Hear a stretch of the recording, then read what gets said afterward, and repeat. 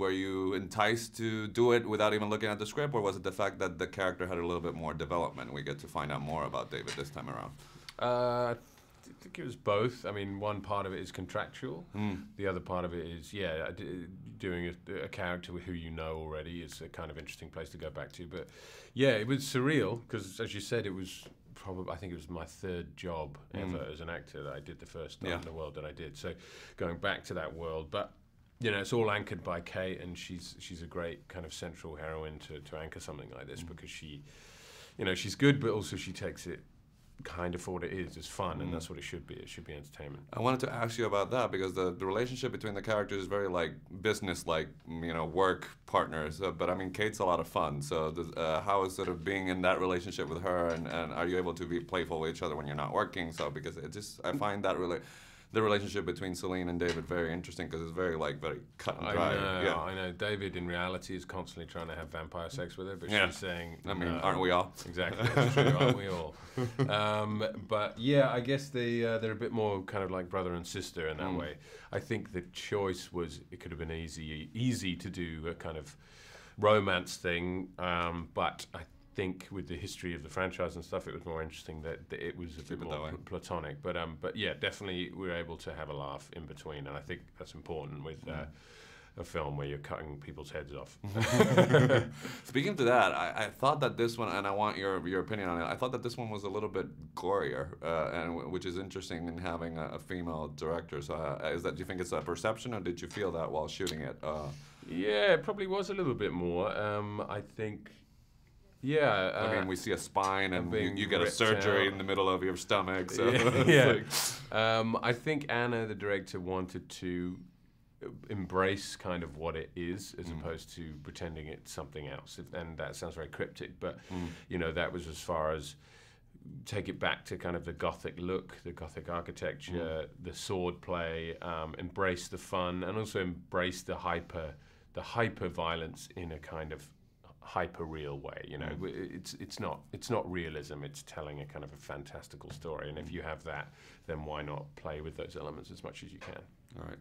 So not all characters in a franchise get to mature, which does happen to your character in this one. So was that sort of refreshing? Because sometimes characters are sort of asked to do the same thing in each movie, and they don't grow. So was it sort of interesting? Well, he didn't have a hairy chest, and now he's got extremely hairy chest. Yeah, well, I'm not talking about that sort of growth. No, so. I don't care. Yeah, he did, and that's fun. You know, he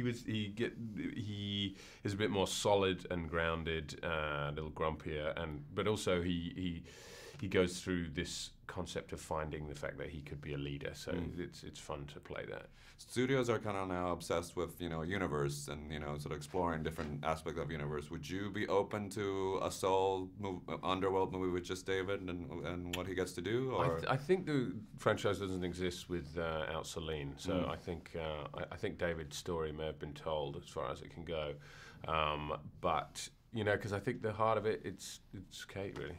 Okay. Yeah. What about the Divergent series? Has been your co-star has been that's whole the jump to TV. Is that? I mean, I see that you're still listed as doing that. Is that even important, or would you rather feel that you're part of the completing that story that you've been playing out for all these time? I think it's a shame that we're not going to finish the franchise, but yeah, I won't be part of the evolution of it. Yeah. Okay. Yeah. I wanted to ask you, given that I mean, you've been doing different types of things, but given that, is it a different experience as an actor when you're don't have to service sort of the world? I know you have a Ben Kingsley movie where it's United Nations, it's grounded in reality. Is it a different experience? Do you find those a little bit more refreshing where you just don't have to service a universe in a sense? Yes, sometimes. Yeah, you're right. It's big now in the bigger budget stuff. It's all about world creation and the hyper real. So sometimes it's nice to come down from that and just tell a more reality-based story, and also sometimes a little easier because you have, you know, like this movie you were talking about, the Ben Kingsley one. He has the character has existed in real life, so there's a history. There's, you know, what he did. You know, he was a lawyer. You have anchors that you can actually pull from as an actor, rather than kind of existing in this very hyper real world. So you've done the sci-fi, played a vampire, any sort of fantastical type of role that you would like to check off the bucket list, or you don't think of it that way when you choose? Yeah, I guess I don't really. Yeah, there's no bucket list. My brother was always obsessed with space movies, so maybe I'd do one for him. There is but a space opera around here. a space opera, yeah, I should do a space opera. Yeah, exactly. Yeah. All right, pleasure talking to you, sir. Good seeing you. All right.